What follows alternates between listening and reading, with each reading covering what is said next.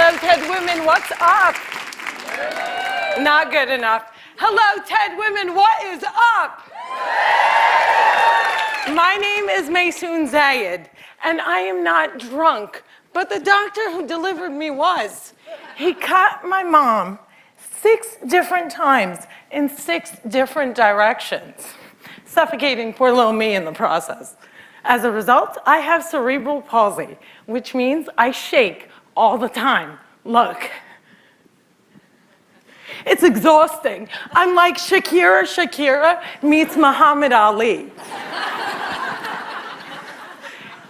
CP is not genetic. It's not a birth defect. You can't catch it. No one put a curse on my mother's uterus, and I didn't get it because my parents are first cousins, which they are.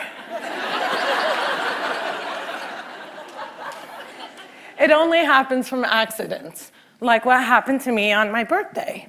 Now, I must warn you, I'm not inspirational. I don't want anyone in this room to feel bad for me, because at some point in your life, you have dreamt of being disabled. Come on a journey with me. It's Christmas Eve. You're at the mall. You're driving around in circles looking for parking. And what do you see? 16 empty handicap spaces. And you're like, God, can't I just be a little disabled?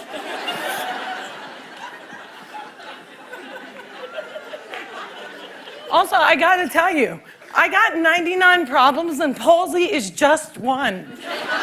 If there was an oppression Olympics, I would win the gold medal. I'm Palestinian, Muslim, I'm female, I'm disabled, and I live in New Jersey.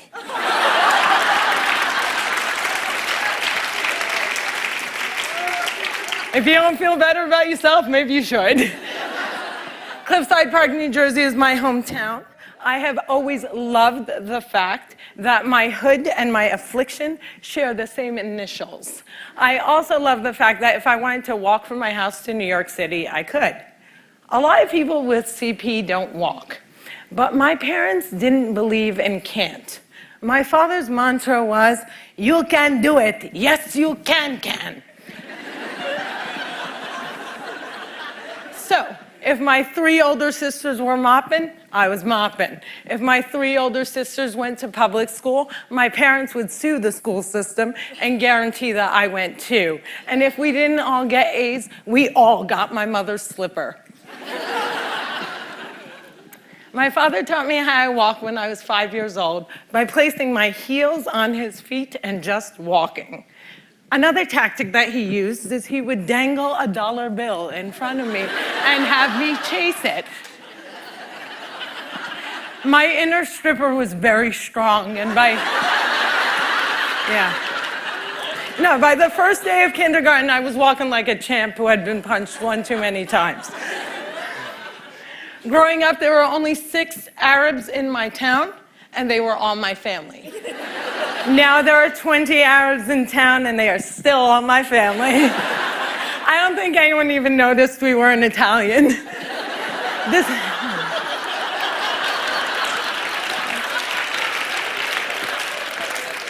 This was before 9/11 and before politicians thought it was appropriate to use "I hate Muslims" as a campaign slogan. The people that I grew up with had no problem with my faith. They did, however, seem very concerned that I would starve to death during Ramadan. I would explain to them that I have enough fat to live off of for 3 whole months, so fasting from sunrise to sunset is a piece of cake. I have tap danced on Broadway. Yeah, on Broadway. It's crazy. My parents couldn't afford physical therapy, so they sent me to dancing school. I learned how to dance in heels, which means I can walk in heels. And I'm from Jersey, and we are really concerned with being chic. So if my friends wore heels, so did I. And when my friends went and spent their summer vacations on the Jersey Shore, I did not. I spent my summers in a war zone because my parents were afraid that if we didn't go back to Palestine every single summer, we'd grow up to be Madonna.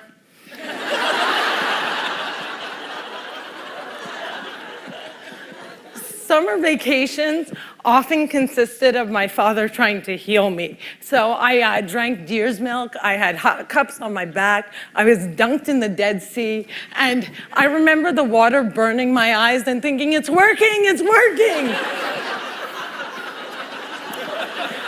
But one miracle cure we did find was yoga. I have to tell you, it's very boring. But before I did yoga, I was a stand-up comedian who can't stand up. And now I can stand on my head. My parents reinforced this notion that I could do anything, that no dream was impossible. And my dream was to be on the daytime soap opera General Hospital. I went to college during affirmative action and got a sweet scholarship to ASU, Arizona State University, because I fit every single quota. I was like the pet lemur of the theater department. Everybody loved me. I did all the less than intelligent kids' homework. I got A's in all of my classes, A's in all of their classes. Every time I did a scene from The Glass Menagerie, my professors would weep. But I never got cast. Finally, my senior year, ASU decided to do a show called They Dance Real Slow in Jackson.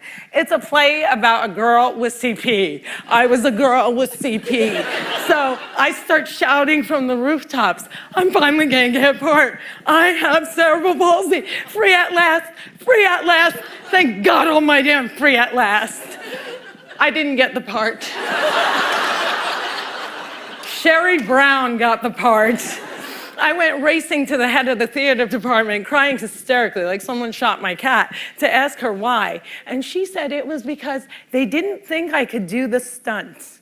I said, excuse me, if I can't do the stunts, neither can the character.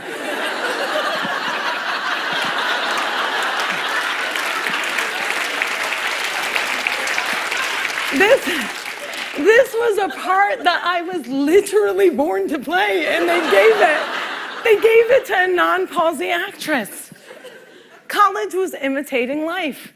Hollywood has a sordid history of casting able-bodied actors to play disabled on screen. Upon graduating, I moved back home, and my first acting gig was as an extra on a daytime soap opera. My dream was coming true, and I knew that I would be promoted from diner to wacky best friend in no time. But instead, I remained a glorified piece of furniture that you could only recognize from the back of my head. And it became clear to me that casting directors didn't hire fluffy ethnic disabled actors. They only hired perfect people, but there were exceptions to the rule. I grew up watching Whoopi Goldberg, Roseanne Barr, Ellen, and all these women had one thing in common. They were comedians. So I became a comic.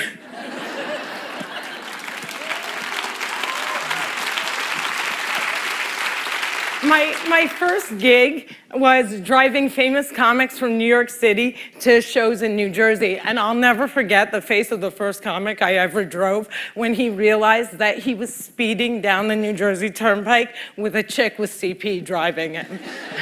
I performed in clubs all over America, and I've also performed in Arabic in the Middle East, uncensored and uncovered. Some people say I'm the first stand-up comic in the Arab world. I never like to claim first, but I do know that they never heard that nasty little rumor that women aren't funny and they find us hysterical. In 2003, my brother from another mother and father, Dean Obidala, and I started the New York Arab American Comedy Festival, now in its 10th year. Our goal was to change the negative image of Arab Americans in media, while also reminding casting directors that South Asian and Arab are not synonymous.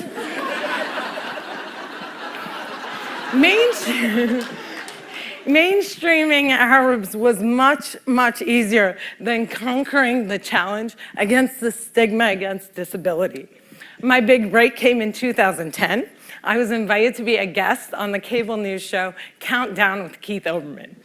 I walked in looking like I was going to the prom, and they shuffle me into a studio and seat me on a spinning rolling chair.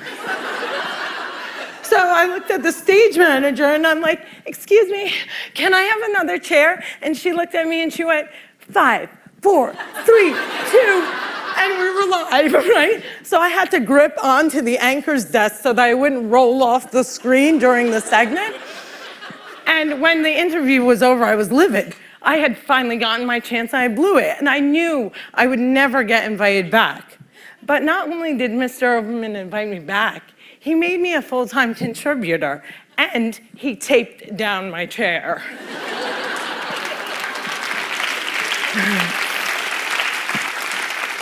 One fun fact I learned while on the air with Keith Olbermann was that humans on the internet are scumbags.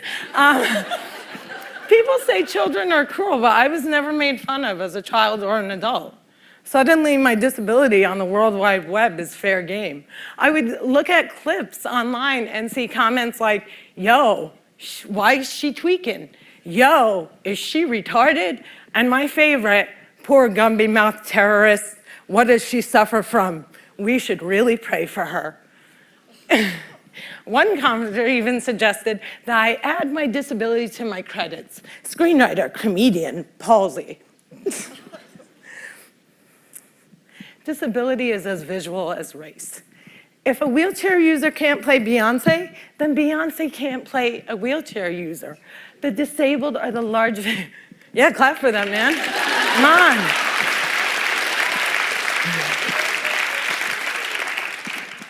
People with disabilities are the largest minority in the world, and we are the most underrepresented in entertainment. The doctor said that I wouldn't walk, but I am here in front of you. However, if I grew up with social media, I don't think I would be. I hope that together we can create more positive images of disability in the media and in everyday life. Perhaps if there were more positive images, it would foster less hate on the internet. Or maybe not. Maybe it still takes a village to teach our children well. My crooked journey has taken me to some very spectacular places. I got to walk the red carpet, flanked by soap divas Susan Lucci and the iconic Lorraine Arbus. I got to act in a movie with Adam Sandler and work with my idol, the amazing Dave Matthews. I toured the world as a headliner on Arabs Gone Wild. I was a delegate representing the great state of New Jersey at the 2008 DNC, and I founded Maysoon's Kids, a charity that hopes to give Palestinian refugee children a sliver of the chance my parents gave me. But the one moment that stands out the most was when I got, before this moment,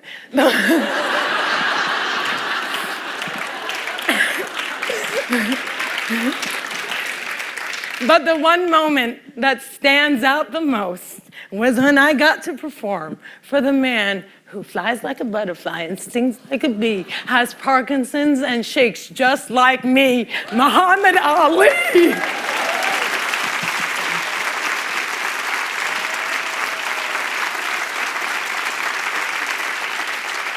It was the only time that my father ever saw me perform live, and I dedicate this talk to his memory. Allah yarhamak yaba. My name is Maysoon Zayid, and if I can, you can.